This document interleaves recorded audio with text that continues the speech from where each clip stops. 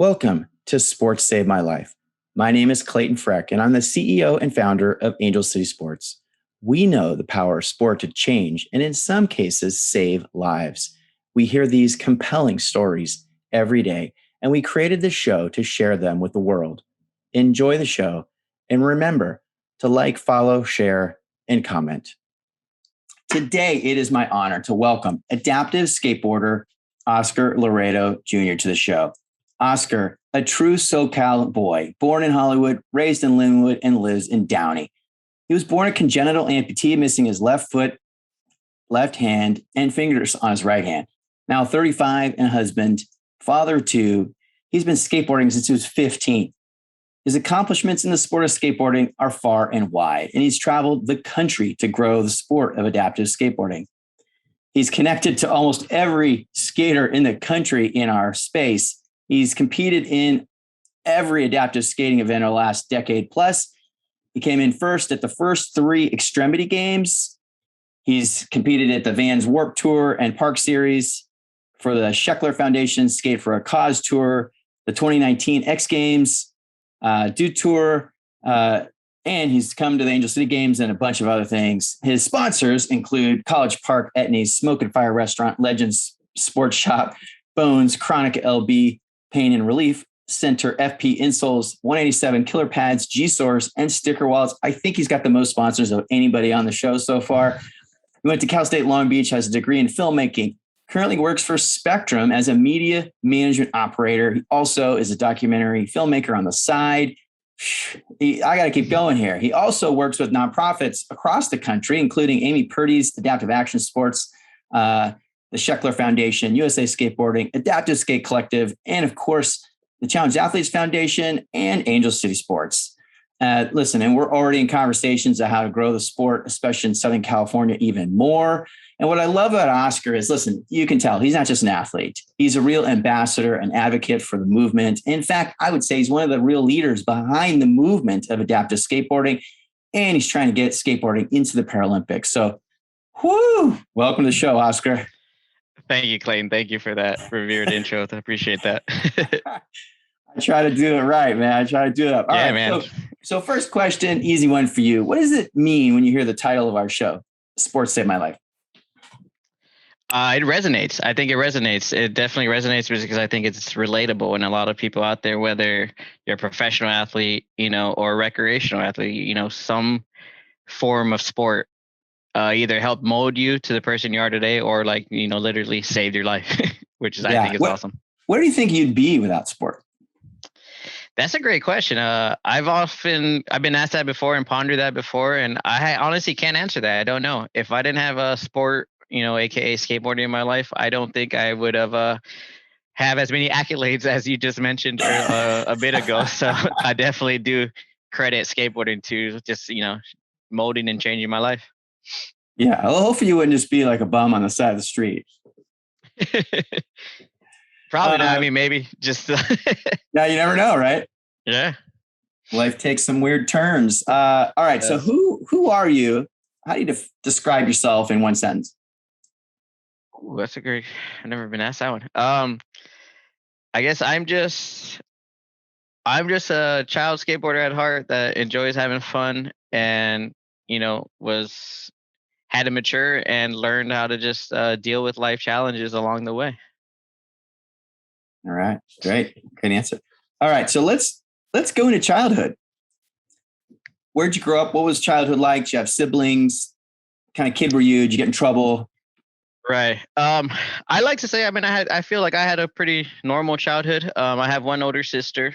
My parents are divorced, so I was kind of raised more by my mother, single mom. How old were you when they divorced? I was 10 when they divorced. So, I remember my dad, and I have, some fond memories of him, and then, not so fond memories, obviously, post-divorce. But, for the most part, we grew up, I know I was born in Hollywood, California. I know my dad, he was a trucker, so he had his own trucking business. I know early on in my stages of life, I think financially we struggled a bit. I remember moving a bunch from like East LA and then eventually to Linwood. And then I believe right before the divorce, when his business was taken off, we moved to Downey. But growing up was fun. obviously I had some challenges, had to adapt and learn.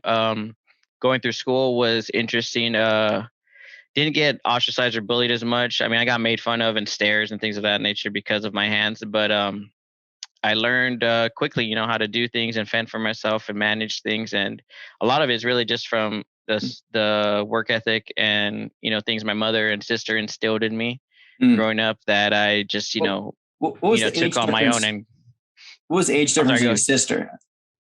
She's 7 years older than I am. Oh, wow. Okay. Yeah. So it's almost so like growing another, up, I mean, like another parent. yeah, essentially, because at the time of the divorce, she was a teenager. I'm barely, not even going through puberty yet at the time of the divorce. So I really, relied heavily on her to, at least lead me in the right direction. Then she let me, forge my own path.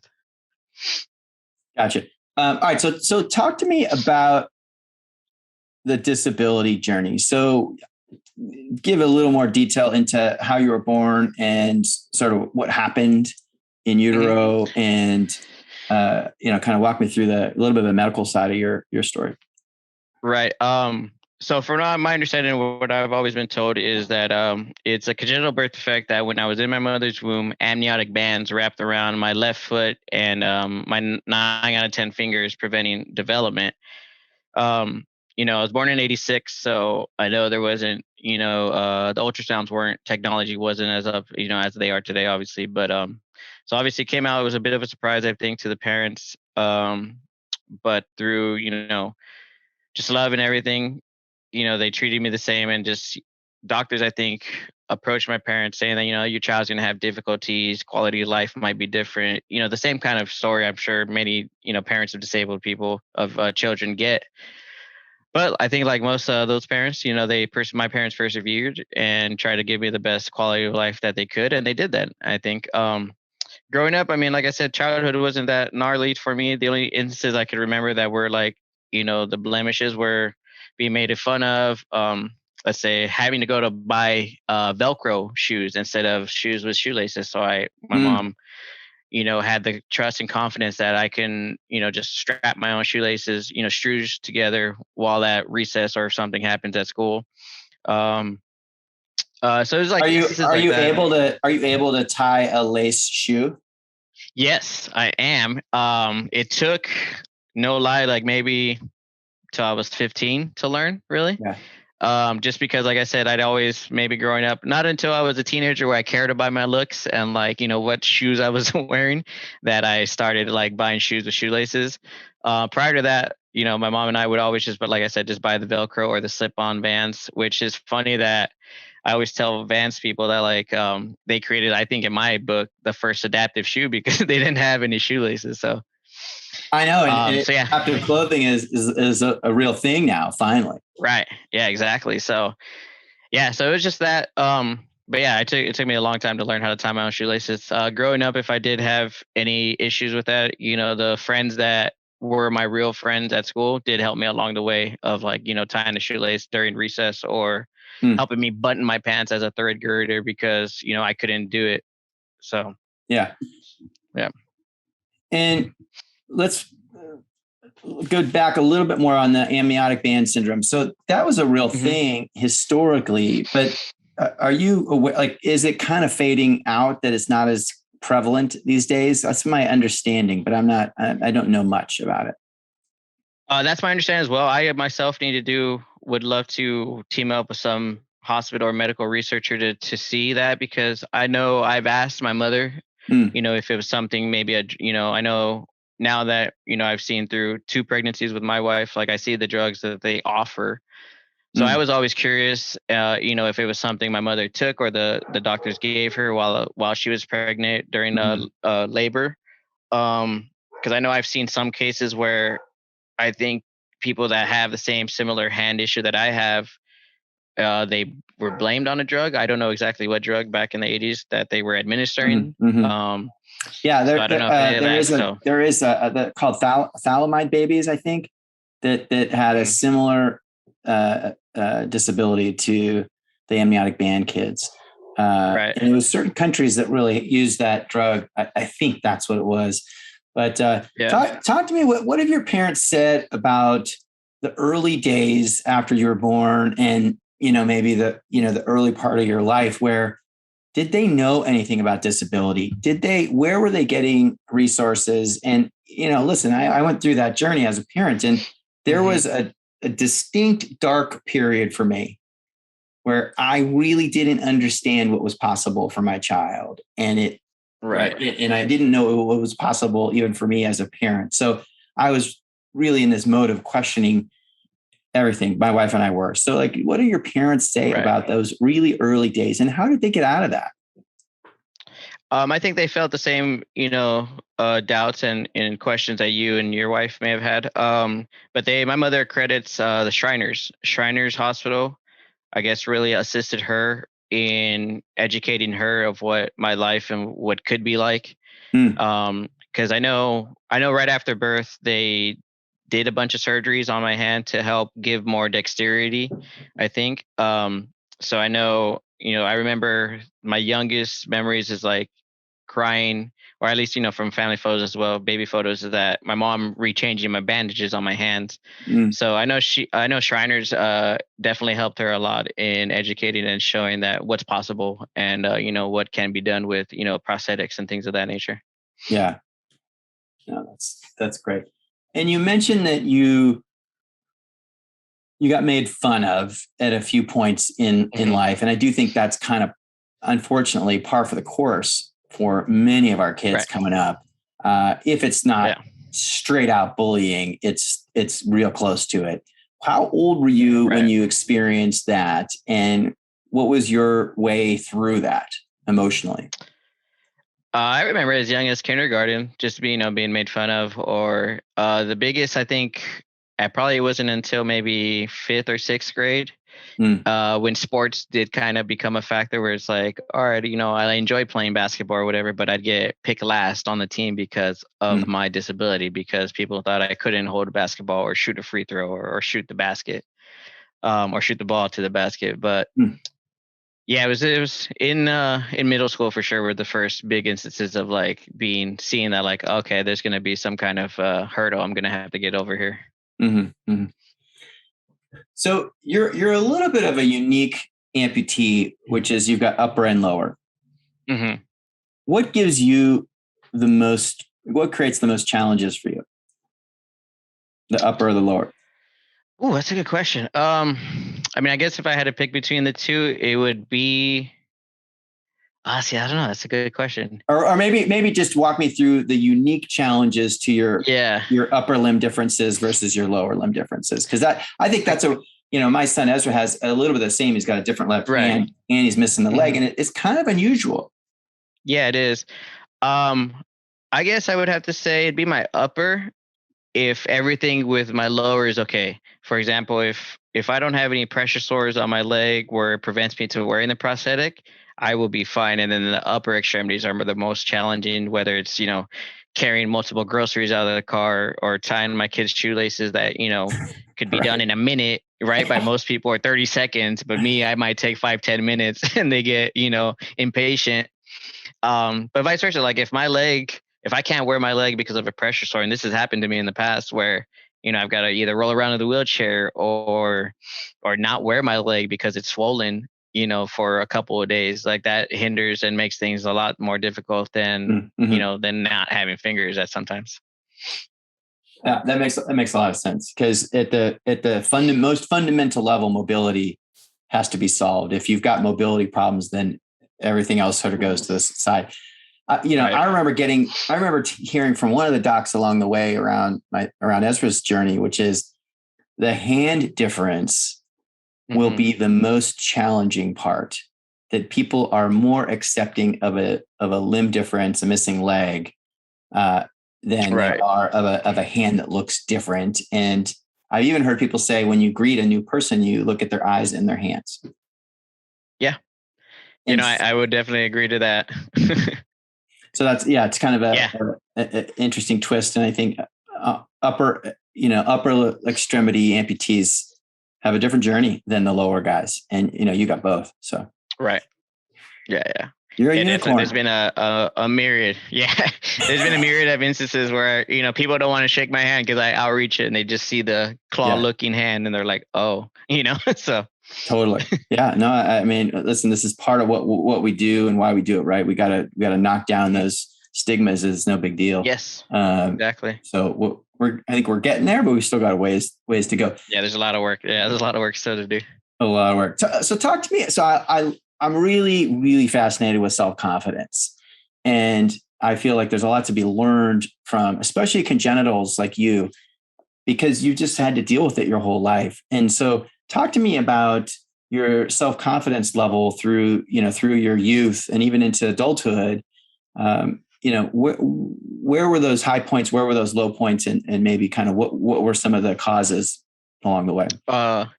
Yeah, I mean, definitely. Obviously, as a child, being oblivious to the world, and not seeing, my brain not maturing yet and things of that nature.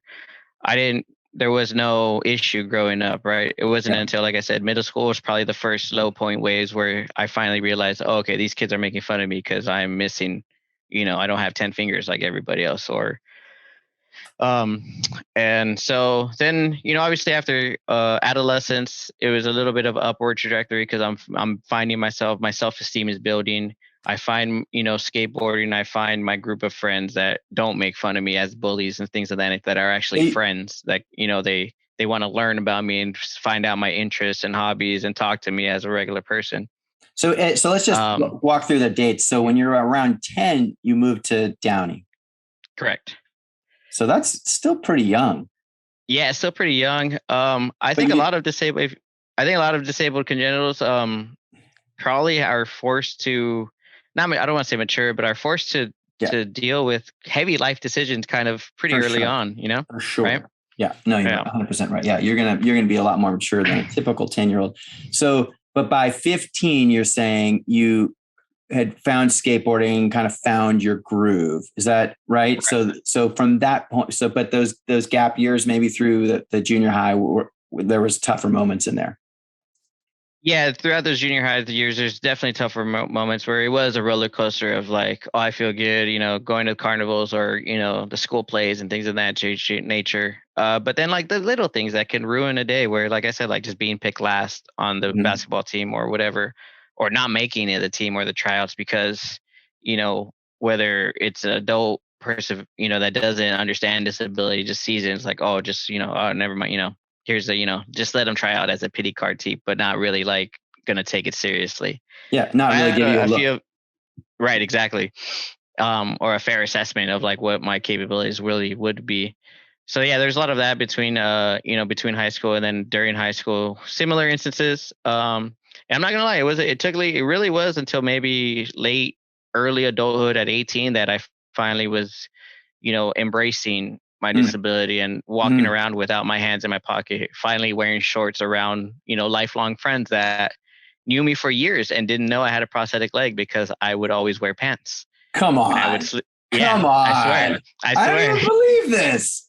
I know. I mean, look, I don't have a limp or anything like when I do walk and, so it looks normal. But yeah, no, I fooled one of my best friends for years. I would sleep over his house, always just wear, change in the bathroom to sweats real quick and, not go to the pool parties type of stuff because I was so insecure still, even as a teenager. So I can't even picture that version of you because I've only known you as this cool skater that I've never seen any part of your body hidden. You've always been wearing shorts and t-shirts and you're out, you're yeah.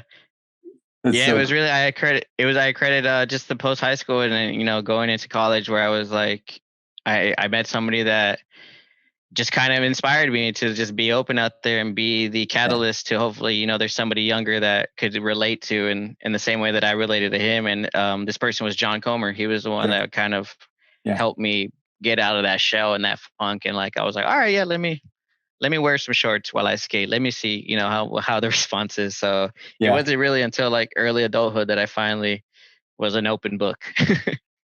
Let's take a quick break to learn more about the Equipment Loaner Program at Angel City Sports. Part of our mission at Angel City Sports is to eliminate all barriers to participation in adaptive sports. Providing free adaptive sports equipment is a major component to this objective. Each individual piece of equipment can cost more than $3,000. Can you imagine if running shoes cost that much?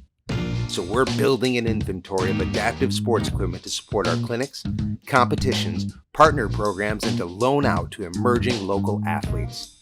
Currently, we have racing wheelchairs, throwing chairs, and sport wheelchairs, perfect for tennis and basketball. If you or an athlete you know need a piece of adaptive sports equipment, visit the Equipment Opportunities page at angelcitysports.org. If you are interested in donating equipment or supporting the Equipment Loaner program, email us at info@angelcitysports.org.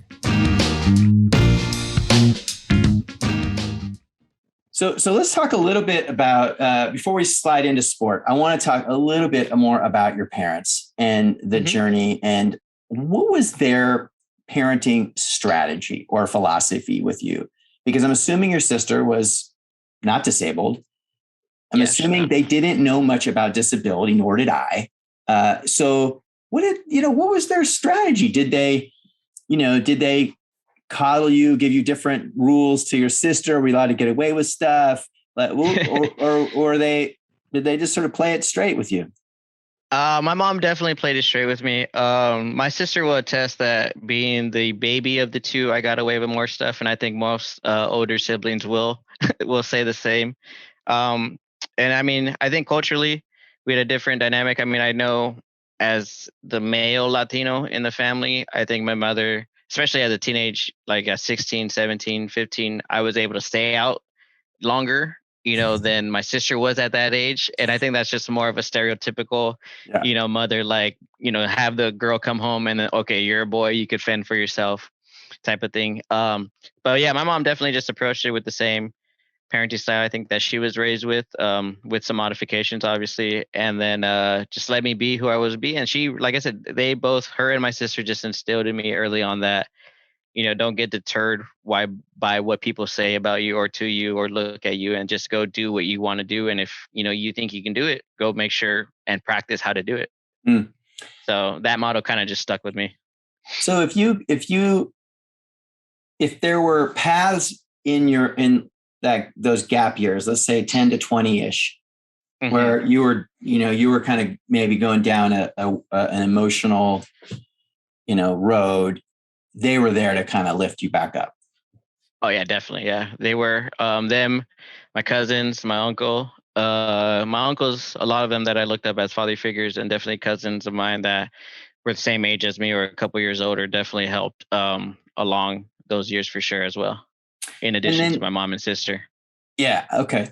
No, it's great. It sort of reinforces that takes a community, takes a village concept, right? Yes, right. It's not an easy journey, but it can be done. And it sounds great that the rest of your family was fairly accepting, because I've heard in some ethnic pockets, they're not really that accepting of disability. So talk to me a little bit about not your immediate family. Obviously your mom and your sister loved you, but like that next layer of family, they seem pretty cool with it. Yeah, definitely. I can't speak for my dad's side, and is a couple horror stories my mom told me about my dad's family that were a little, like you said, unaccepting of me just because I was, a disabled child. But now definitely, my mom's brothers and sisters, everybody was very loving, very supportive.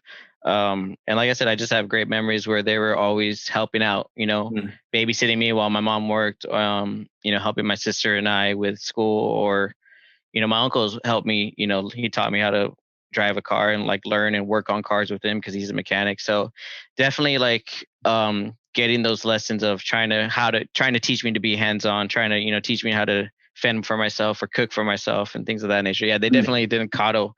They didn't coddle it. But they were just loving and supportive in their own way, which is really good. Got it. And before we move off the family subject, talk to me a little bit about your relationship with your father. It sounds like that was relatively positive at some point, and then it sort of took a turn, or are you still in a relationship? Yeah, no, we haven't. He and I have an estranged relationship. Like I said, up to the divorce, he was around, and I have some good memories. But from the divorce and on, it was pretty downhill between he and I. And then, he kind of just left high and dry. So then I was just, kind of the stereotypical, like, all right, Dad, I just got to figure things out for myself. And, God bless my mom's heart. She did as much as she could. But, mother's role can only, reach a certain ceiling where some, dad has to explain other things. So things of that nature just figured out on my own. And then, but I kind of like it's funny in a weird, ironic way. Like I kind of thank him because I know what not to do. Like, because based off how I was treated by him, I know that led me to be the father I am now and know what to do to be a good father, That's a great way to look at it. Was there a moment where you realized he was really gone and you had to let him just be gone? You let him go. Oh yeah, it was there was without going into like full detail for the privacy of my family, like there was a moment where I just knew that, this argument or this situation blew up so much that I knew from there and it was over. That Wow. he had decided to not, be a part of our lives. So it was like, okay. And that was at a young age too. That was like, divorces are messy. So it took years for them to finally get divorced. So this was probably around 15, 16.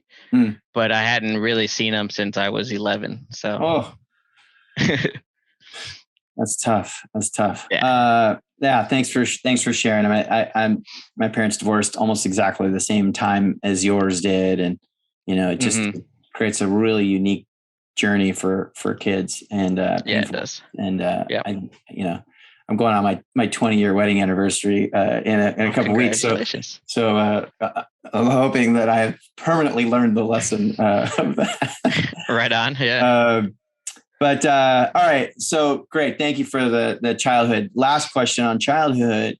What advice would you give a younger version of yourself, say in that 10, 15 range, when you're still kind of up against it, maybe haven't really found your groove, you're still a ways away from that kind of self-confidence and self-acceptance? Right. I think I'd probably echo, the things my mom said about of just, pursue what you want to pursue and, have fun. But if you're going to do something, make sure you're doing it the right way and you learn how to do it properly and, just prove people wrong. Yeah. That is a real common theme in our community. It really is. It is. I know. It's overwhelming because it's constant. Someone's counting you out, right? It's never ending. But man, if you can turn that into fuel for your life, pretty cool. Yeah, it is. So, okay, great. So let's dig into the sports journey. So I think there's for you, there's probably two eras. There's the era before you started skateboarding, and then there's the skateboarding version of you. Talk to me about the pre-skateboarding version of you. You mentioned a little bit earlier, you like to play basketball. Were there other sports you played? How far did you make it? Did you, make any, and you were playing on teams or more playing rec? Like what were you playing? And because I have a belief too, that all those kinds of activities we can get kids do in their early days helps them become better athletes in those later years.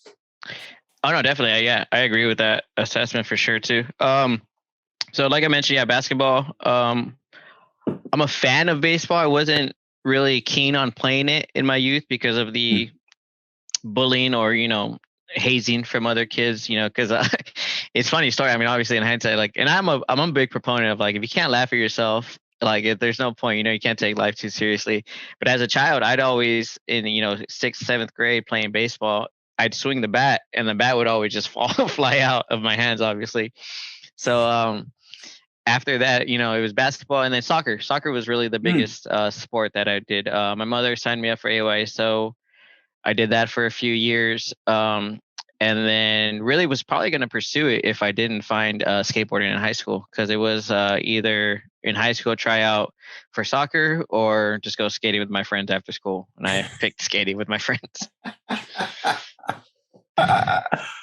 Well, you and I made a similar decision at about the same time in our lives. So at the end of 8th grade, I decided I was playing club soccer and I decided I'm too much of an individual to play a team sport. I have to be, so I went the skater route. Nice. And so I didn't play, high school soccer. I probably could have played in college. I probably could have, I don't think I would have been pro, but I could have had a nice little career there. I kind of think so too. I mean, I even missed it so much in college. I was already a junior in college, but they had intramurals, so I went back to the rec side of it for soccer. And I mean, and then now I play with my daughter. It's kind of come full circle, so it's fun. I played intramurals all through college. Played after college. Like I love soccer. It's a great sport. Yeah. That's funny. Okay, so you're kind of a cool all around kid. You're focused on soccer, and then skateboarding takes center stage. How did you find skateboarding, and then how did you find the adaptive version of it? So skateboarding I was first introduced to skateboarding by my cousin Peter. He came over one time when this was very young. I was 12 to 13, family party. And he had a skateboard. He had brought one of his friends, and they were just skating my driveway. And I just remember being enamored and so fascinated of how they were flipping the board with their feet and how it would stick to their feet, that it made, it was the first time I'd seen a skateboard. So it made no sense to me, and I was just blown away. Wait, hold on. You hadn't seen a skateboard until you were 15? Yeah, honestly. What weird bubble were you living in? I don't know. I guess that weird little sports bubble. Like it wasn't mainstream as it is today. You got to remember this. Like, there wasn't I don't think X Games was televised or anything back then. But you didn't have this growing up. There wasn't a skate crowd in junior high, and you didn't. No, I went to a private school. From kinder to 8th. Okay. So there wasn't really that rebellious skate crowd in that. I mean, I'd seen them, but I'd never seen it up close where somebody that good, like my cousin, doing tricks like that. And so that's what really kind of, I think, hooked me. Because, man, I grew up in the 70s, and there were skateboards in the garage, and we always, they were the cheesy old plastic ones or whatever, but I knew what they were. When I was growing up in the 70s, and they had a lot of bowls in California, those big skate parks. And so I'd go watch them when I was a little kid. And I was always terrified of those big bowls. I still am. But okay. So the cousin brings it to you to some family gathering, and you're enamored. Yeah. I'm enamored by it immediately the next day, probably that night. I remember, I'm sure I must have asked my mom for one. A few months later, I got one. And then from there, the rest is kind of history. Just, I remember going to school with it. I mean, I'm not gonna lie, like I wasn't good, but I think every skateboarder starts off as a kid, at least you try to impress your friends or whatever. So I'm over here like, I can do this trick and this tricks. And then, learn, sure enough that somebody from the class in the 8th grade or the upper level class can do something, and then, starts off where it's like, oh, well, I heard you could do this. And they're like, let's play skate or whatever. And then, I get beat, but then it was cool because then these kids were like, oh, if you really like skating, just come hang out with us and you'll learn. And then that's basically how it happened. And that is a unique thing about skating, which is it kind of doesn't matter. Nothing really matters other than can you do certain tricks, and you're kind of comparing yourself and progressing, and it kind of doesn't matter what color your skin is, and if you're missing a hand, or it's a little bit accepting of, because I remember when I was skating in, high school was sort of when I was really serious, junior high and high school, a little bit in high school. And there was kids from all walks of life, all races and colors. It was some, not really a lot of rich kids, but a couple of like middle class, upper middle class kids, and then a bunch of lower. And it just didn't matter. We were all just rolling together. Yeah. No, definitely. Yeah, that's kind of the biggest thing. Like, it's like you mentioned, it's an individualistic sport, but you don't get judged on anything. The only thing, probably the biggest thing you get judged on is like what tricks you can do, totally. Yeah. And that's it. So yeah. Which, by the way, was the tricks in the 80s were getting really complicated, and they were getting scary doing, big stair jumps. The flips were starting to get, and I was like, I don't have the courage to do these bigger tricks on the street. Right. It got too scary for me.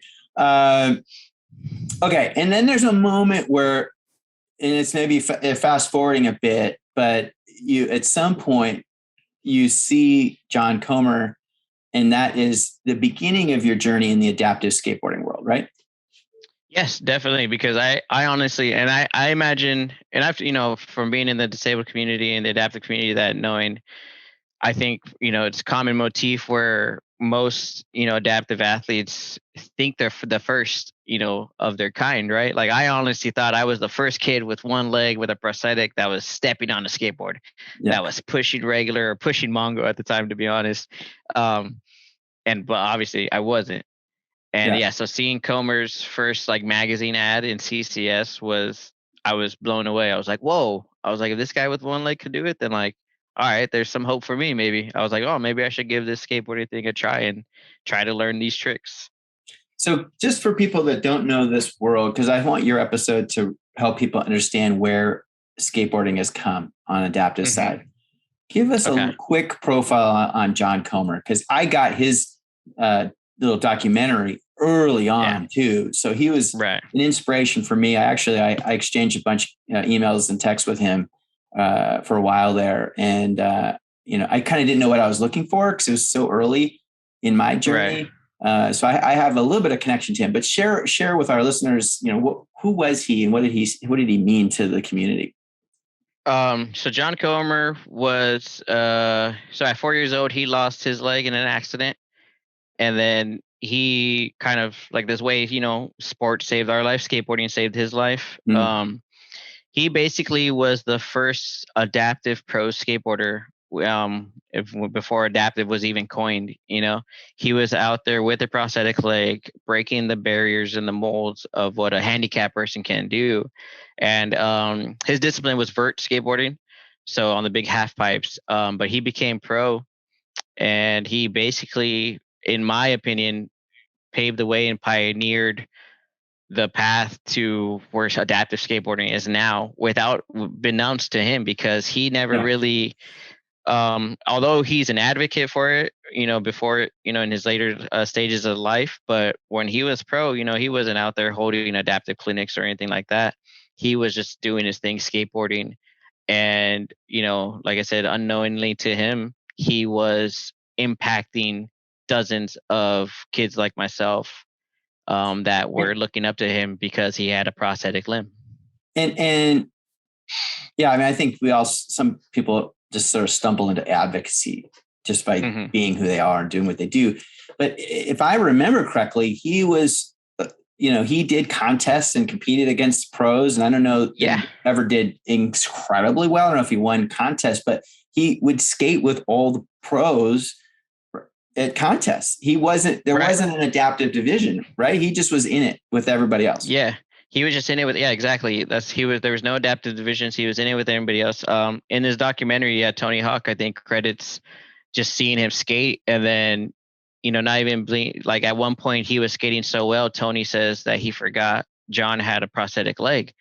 And I think that speaks volumes to his skill set, because as a disabled person, all we want is just to be based and judged off the merit of our skill sets, right? So we don't want to be, I didn't want to be a pro basketball player if they were just going to give me a pity handout, right? If I wasn't good at a 3-point shot or layups or free throws, no real team would give me a shot.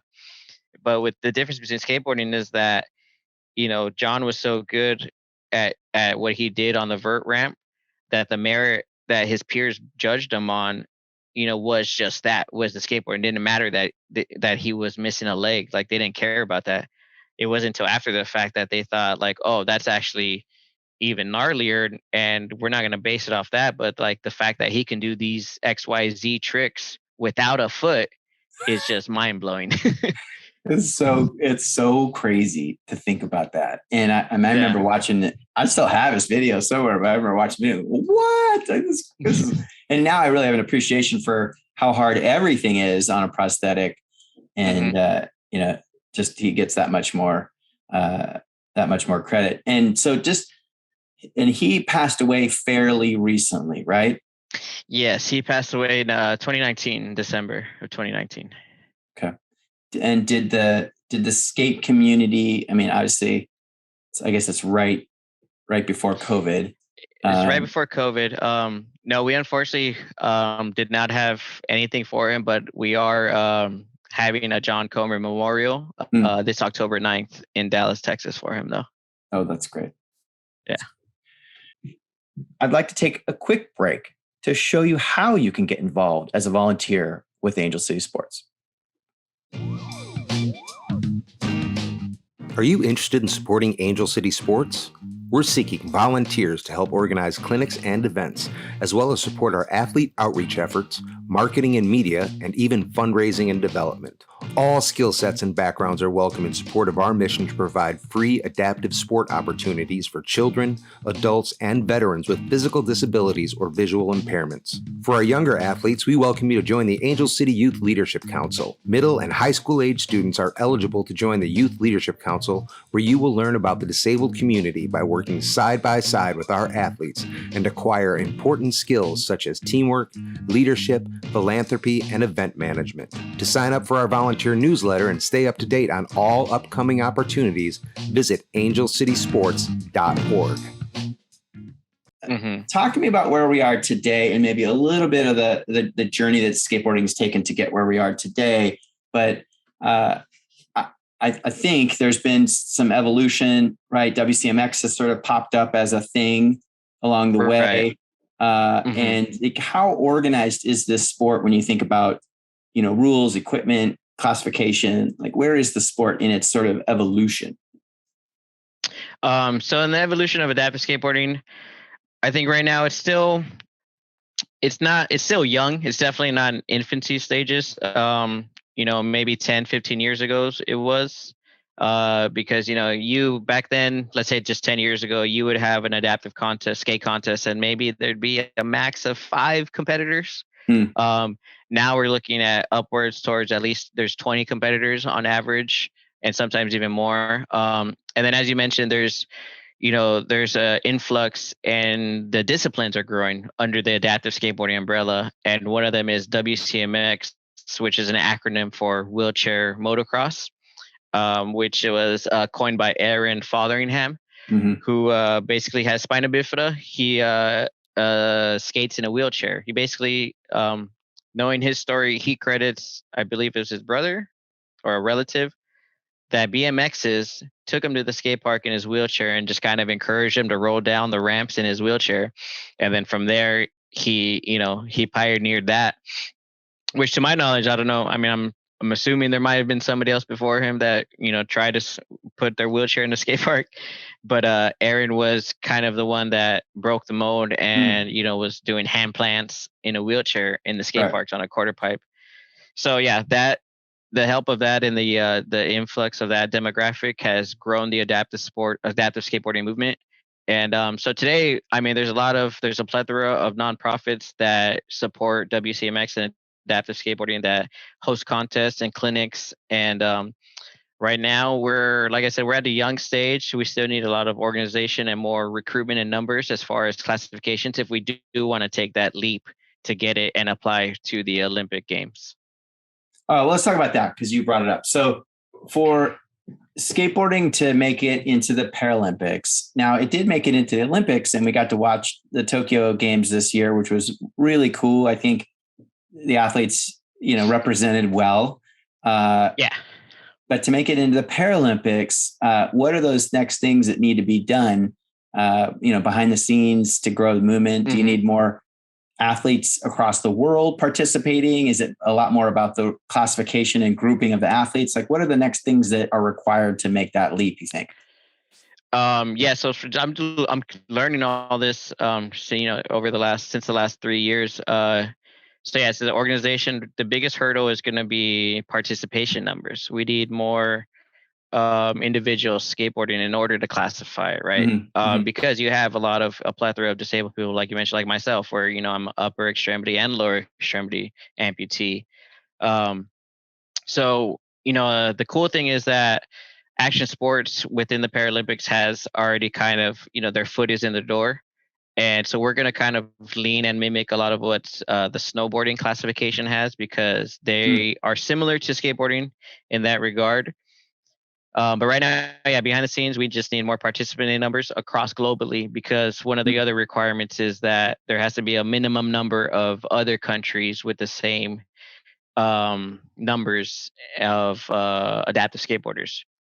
And then we also have to grow, contests. We have to have regional contests here in the States. Other countries have to have their own nationals. We have to have World Cups. So we're slowly but surely checking off those boxes where it looks like we're going to align all these goals, hopefully before the 2028 games.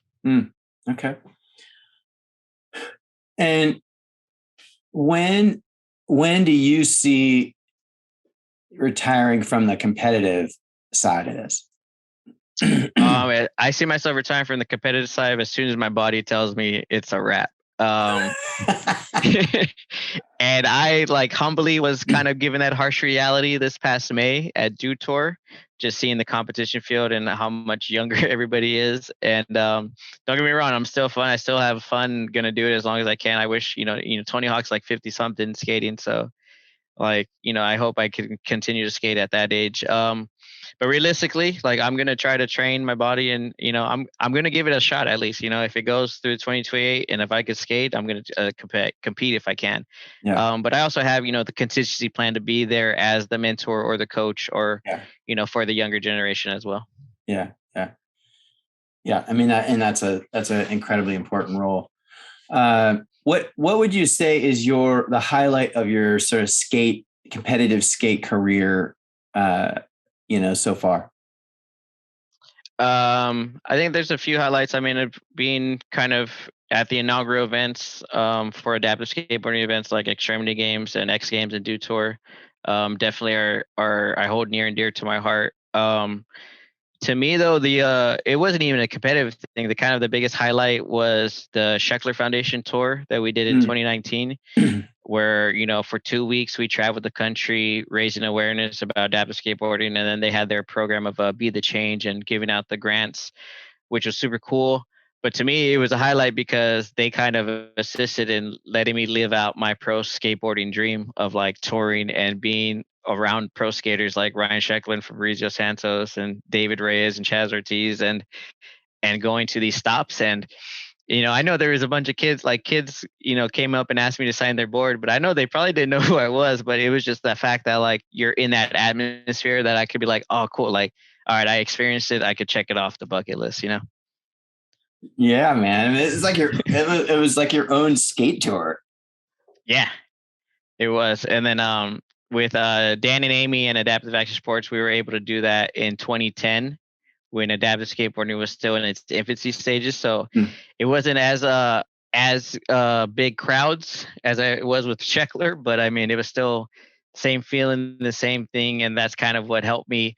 It was with that Adaptive Action Sports tour. That's what kind of fueled me to be oh, dude, I like these learn to skate clinics because we're going to recruit kids and I can find a kid and it's just, paying it forward basically. And I learned that at that time too. That's so cool. That's cool. Yeah. You had a lot of good moments, man. Dew Tour. Yeah, those experiences. Come on. Yeah. I mean, I think most of the kids, even non-disabled kids, they grew up thinking that if they make it, that being able to compete in those kinds of events, right, is sort of a goal. And here you are, you made it happen on the adaptive side, which is super cool.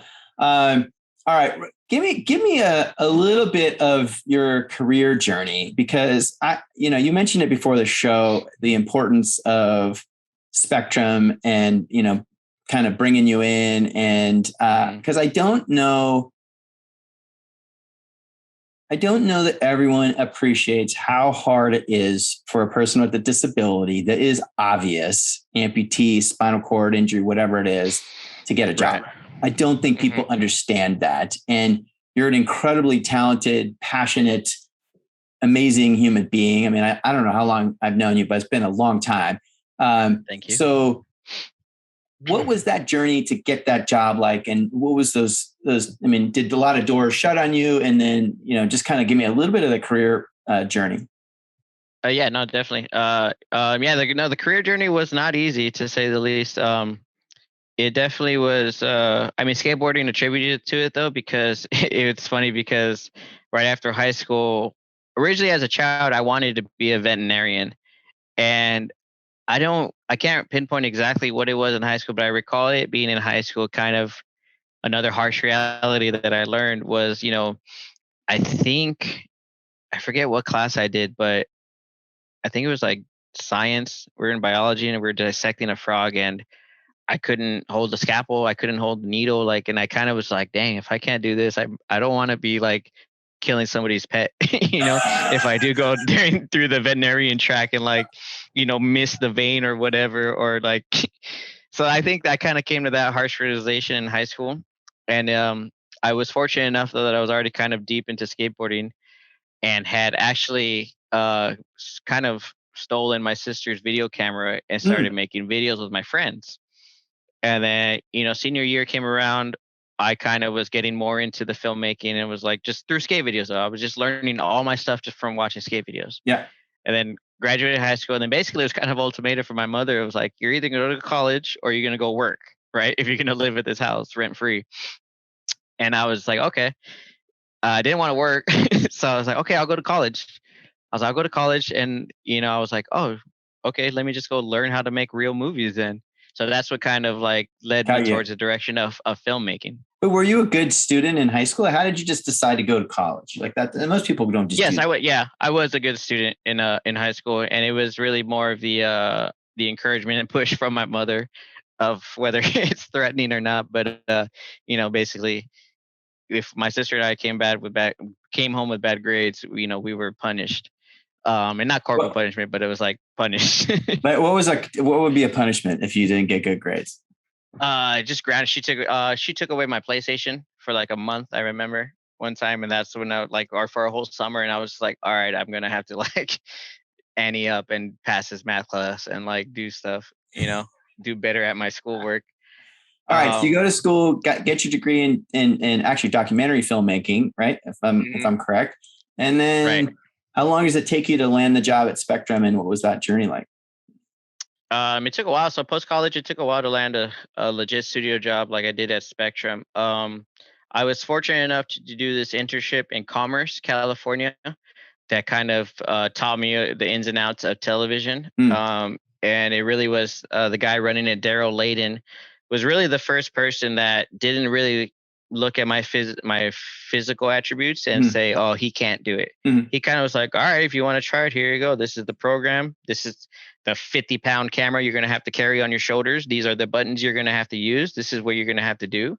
This is how I do it. And then I just basically mimic that. And it was after that internship that two senior interns from that program, Rondell Fletcher and Noé Vasquez, basically branched off, launched their own production company. And after a year or two of that internship, hired me to be a camera operator for the satellite media tours, which basically is just if, celebrities come in and just, promote whatever they're promoting, whether a movie, book, or whatever. And you're just in a studio and they're sending the signal to the affiliates across the nation. So I did that for the first few years post-college. And then at that time, though, it was only freelance. It was only 2 days out of the week. It paid good at that time at my young 22 self. Yeah. That I could afford to live on my own. But I was still applying, still trying to get that dream job of film sets and things of that nature. The struggles of a lot of shut doors would be producers or recruits or whoever would see my resume, see the experience I have, and they would be impressed, but it'd be upon the initial in-person interview that right away, that just go reach out for the handshake. Some would shake my hand, some wouldn't. And then right away I could tell from somebody's demeanor, like, oh, he's already in his brain, like saying that, like, oh, this kid probably a liability. I shouldn't hire him. And so like I received a lot of those shut doors where people loved me on paper, but as soon as they met me, they'd be okay, well, if you'll hear from us. And I obviously never heard from them. And how did you keep your mind and head in the right space through all that? Because that feels really demoralizing to me. It was very demoralizing. It was difficult. I did have a great support. I always advocate having a great support system. So like my family was one of them. my wife at the time, we were dating, so she was definitely pivotal at that in those moments as well. And then for me, honestly, it was skateboarding. Like skateboarding kind of just has a role in everything. It's my stress reliever. It's my de facto therapy session. You know, so anytime I did have those shut doors, I just go out and have a good skate session with the homies. And then the next, you know, the beautiful thing about tomorrow is that it's a new day. So you go try again. That's a great perspective. Okay. So then finally Spectrum gives you a shot. So finally, at Spectrum, I get referred. So the way I got into Spectrum was that I did this kind of pseudo quinceañera, but for somebody's grandmother who was turning 90. And the lady at the time what do they call that? The flip of the quinceañera? What is it? Yeah, I don't know. Yeah, that's a great question. What is that? The noventiera? Yeah, the noventiera, something like that. Yeah, right. It's gonna become a thing. Watch. If I live to be 90, I'm gonna have one. I really hope I have one, but I'm not sure. Yeah, me too. You and I both, buddy.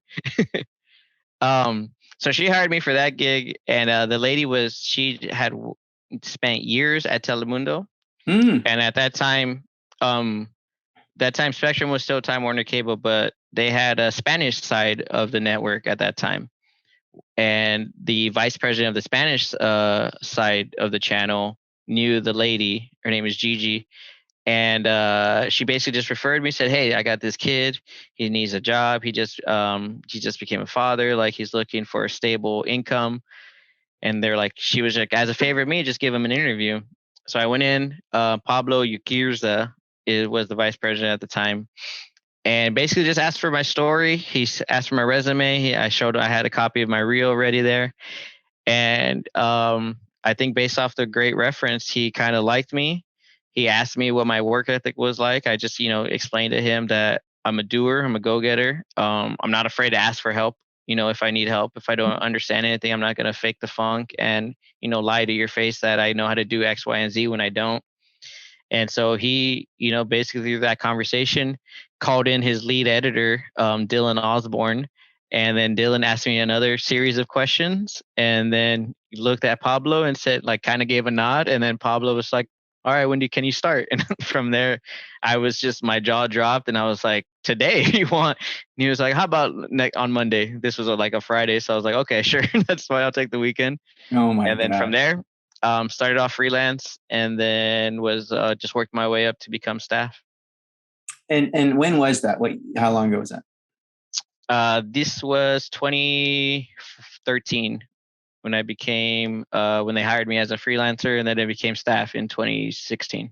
Okay. So, late 20s shifting into early 30s. To my 30s. Things kind of got settled down. So you spent a chunk of your youth in that banging on doors mode. So banging on doors, saying no's, getting some yeses on some random gigs, whether it's a TV shoot here or there. But my perspective on you, which is maybe jaded, but I just feel like you're always working. I feel like you are so hard to pin down. I feel like, it's a blessing, obviously, but I just feel like your work ethic is unmatched. So, and I think I've known you maybe about when you first started with Spectrum on a contract basis or something, or maybe even a little before that. But I have a lot of respect for your work ethic.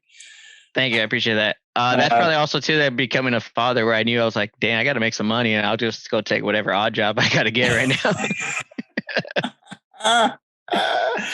Yeah, man, you got to do what you got to do for those kids. Exactly. All right, I'm going to shift into our soul searching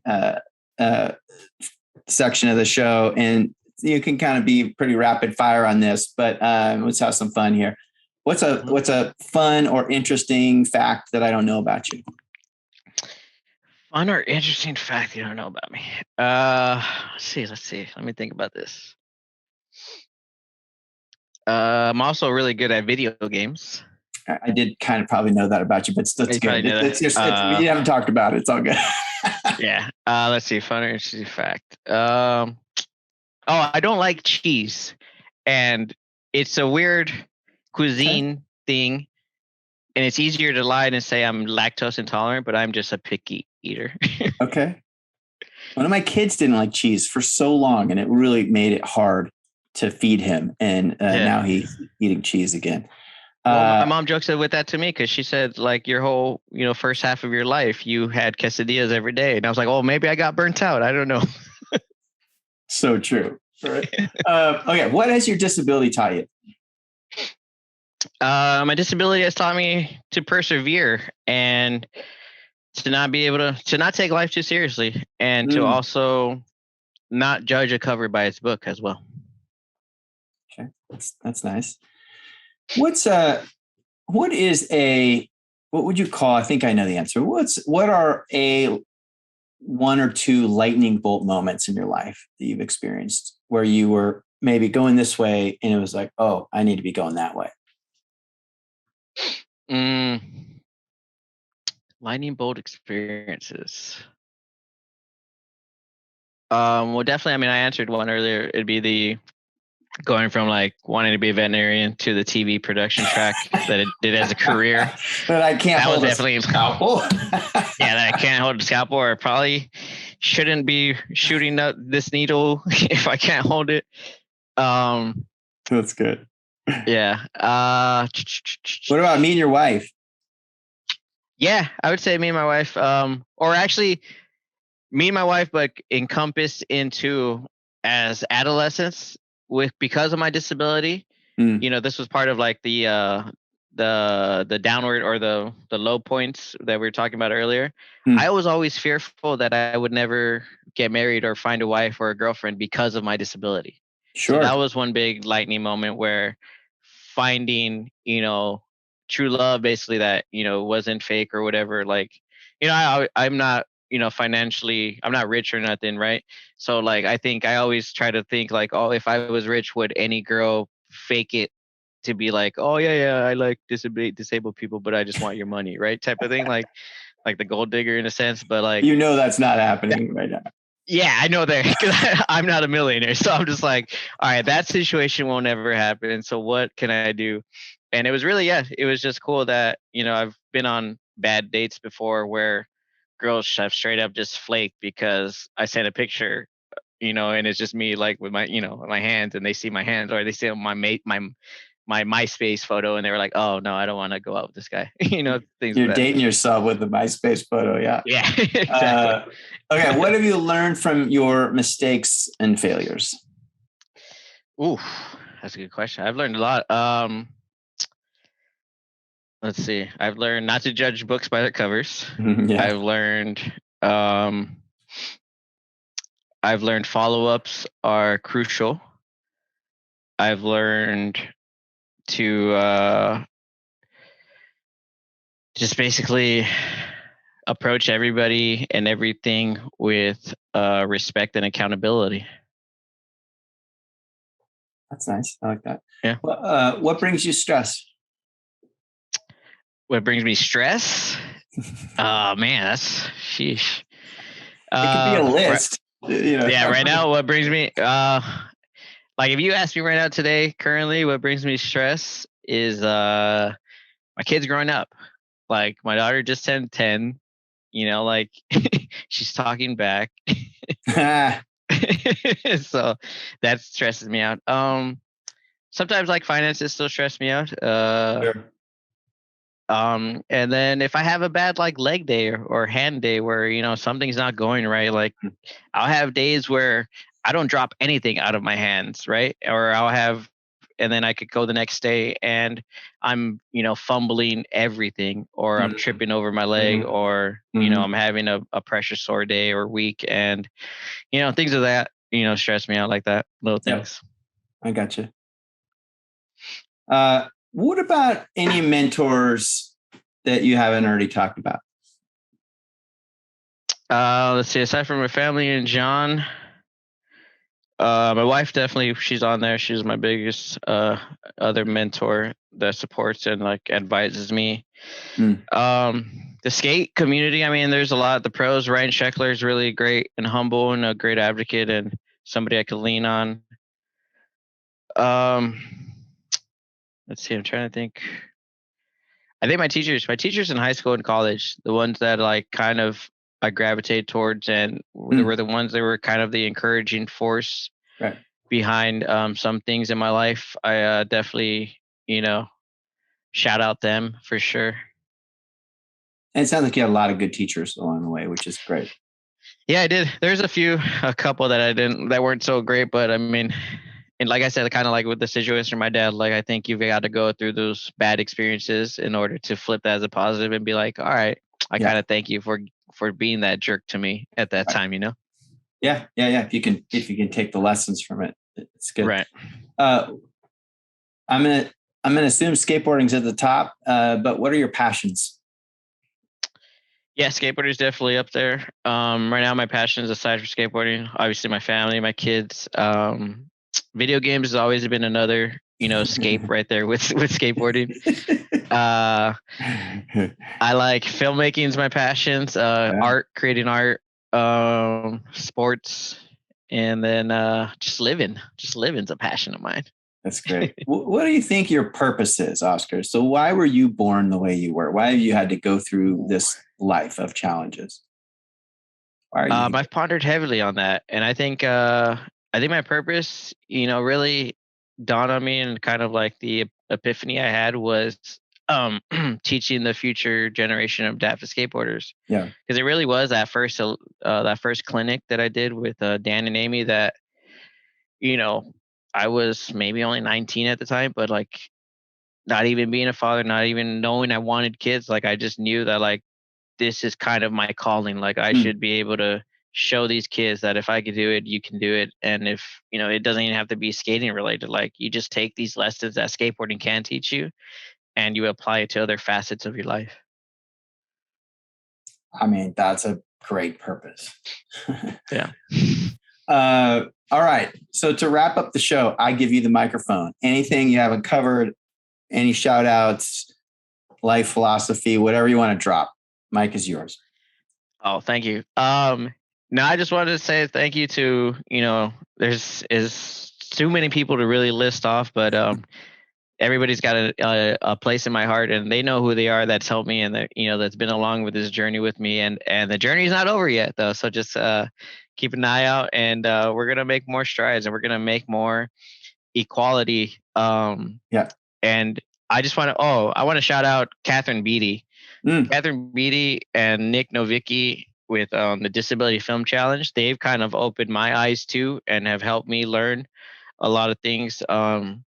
Because they're doing great works with their program, but I learned that I was doing, like how we had this conversation about like ableist language nowadays and things of that nature, trying to just change the mode from you and I, like we've talked where we're from a generation where, we don't really care about labels, and we can, I don't care if somebody calls me disabled or inspiring or whatever, right? Like I'm fine with it. But I know there's a lot of the new generation of adaptive folks, are trying to get more PC on it, which I agree, and I'm being educated on that.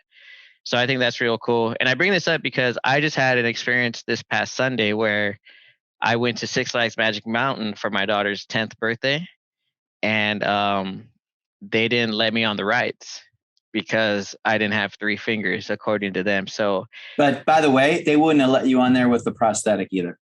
That's what they said. But the funny part, the thing I'm tripping out on is like I went as a teenager, I went as a young adult in my 20s and got on all the same rides. I got kicked off this last weekend. And it's just they're way strict about it. I don't know. I don't get it. It's really sad.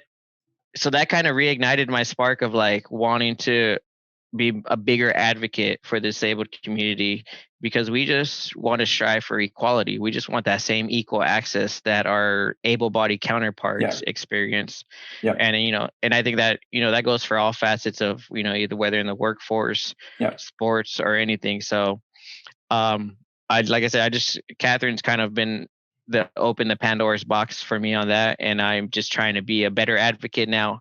I'm learning how to clean up my own language and things of that nature, and then just trying to educate the masses as well. Because if I could correct people in my inner circle, that'll lead to people, them correcting people in their inner circles, and etc., and going larger and larger and reaching the masses. So I'm just really excited and stoked, and and thankful for you and your family for starting Angel Cities, because you guys are all helping pave the way of bringing this unity and equality to the masses and to homes across the country and the nation and the globe that, I don't think was really being done in the past. So thank you. Well, yeah, no, thanks for that. I appreciate that.